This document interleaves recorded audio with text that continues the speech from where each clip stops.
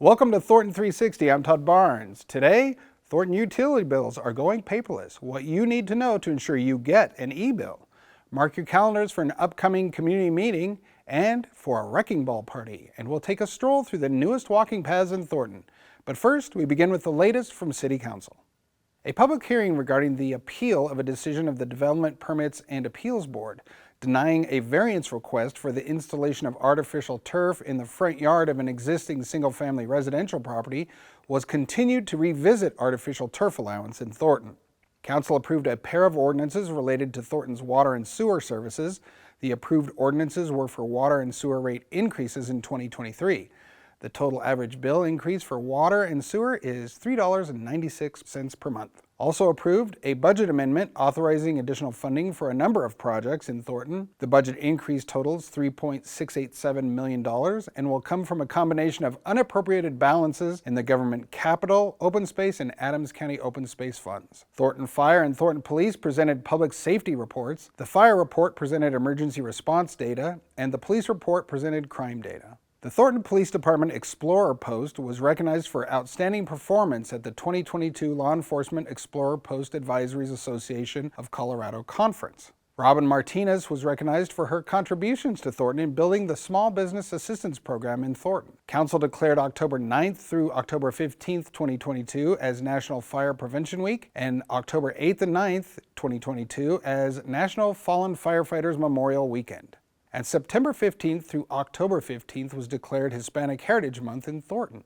To see the entire City Council meeting in high definition, tune to Xfinity Channel 881. You can also watch on demand anytime at thorntonco.tv or by downloading our app for Apple TV or Roku by searching Thornton in your device's app store. The next City Council meeting is Tuesday, October 11th. For more information about that meeting, visit gocot.net/council meetings. As of January 2023, Thornton will discontinue mailing utility bills to all Thornton customers. It's important to visit gocot.net/utility billing to ensure your e-bill will go to the correct email address. In January, you'll receive your e-bill the day it becomes available, giving you additional time before the due date. Again, visit gocot.net/utility billing today and be ready for the January switch. If you have questions about the switch, call Thornton Utility Billing at 303-538-7370. Mark your calendar for a community-wide meeting on November 3rd. Residents from all wards are invited to the meeting at Thornton Community Connections, 9471 Dorothy Boulevard, from 6 to 8 p.m. You'll have a chance to meet Thornton City Council members, ask city staff questions, meet your neighbors, and enjoy some grilled burgers and hot dogs. For more information, visit gocot.net/community meetings. Thornton says goodbye to the community center and is making way for a new one that will be unique to Thornton. The center closed in August and demolition begins in late October. A community center wrecking ball party is October 24th at 5 p.m. at the Thornton Community Center, 2211 Eppinger Boulevard. The celebration is free and open to the public and officially begins the center's transformation. It will take approximately 2 years to complete. When finished, the new building will feature community center functions and amenities as well as an Anythink public library. And for more information on the transformation, visit gocot.net/TCC. Take a stroll through history with the new walking paths in Thornton's Lambertson farm. This is a gem within Thornton that you just don't have anywhere else in the community. And we're thrilled to actually be able to open the space and let people get out here and see this historic farm in the middle of Thornton. I'm really excited to share the history and share my love of the property. The original ranch was run by Eppinger. It was the Eppinger Ranch that Hoffman bought the land from.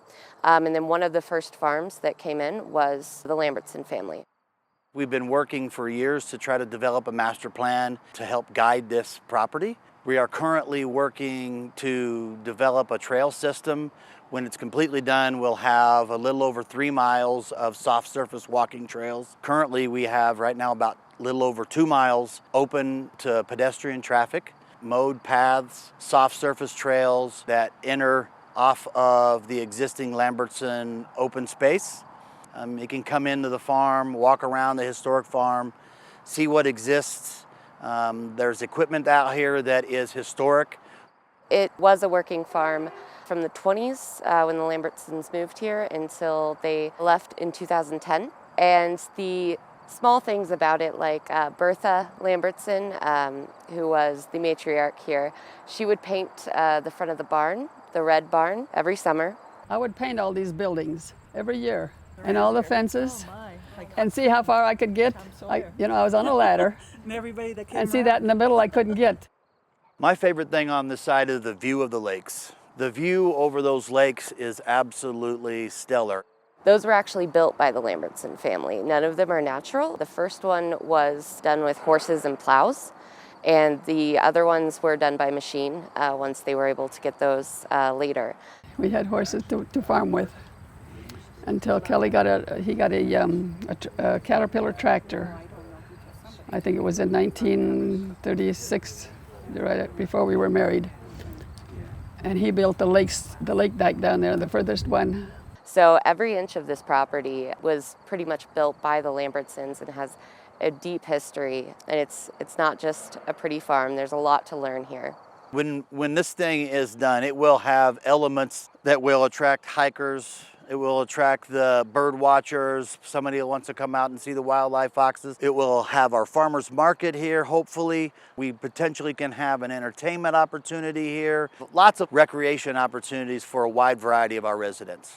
The more time you spend here, you can't help but to love this farm. It's beautiful, it feels wonderful to be out here, and it's very nostalgic. So I think we all need a break from the busy life now and again and just come appreciate nature and our history. Anythink has something new percolating at their Wright Farms branch in Thornton.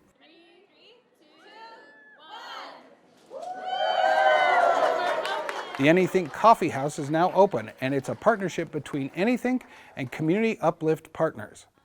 I'm super excited. I love this location so much. I live right around here, so I used to come here all the time.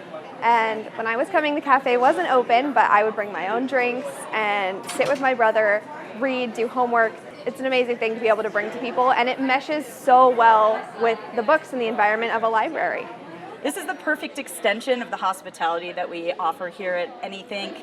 And so people can come in, get a cup of coffee, grab a newspaper, sit by the fireplace, enjoy lunch with their friends, and get that warm, wonderful service that they know and love here at Anythink from our fabulous partners at CUP. CUP is a local nonprofit that equips young adults with tools to make better decisions that impact their future and their families. There is always that mentorship piece, and I feel that with everyone I work with, whether they're the same age as me or older. Like, everyone is here for each other. We got each other's backs. We're helping each other learn and grow. And it's an amazing thing. I'm so glad I get to be a part of it. Currently, the Anythink Coffee House is open Monday through Friday, 9 a.m. to 4 p.m., so stop by Wright Farms for a delicious drink and a good book.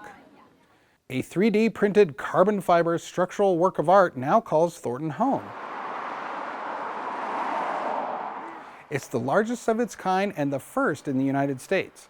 The work sits off of I-25 in the center of the East Median on 136th Avenue.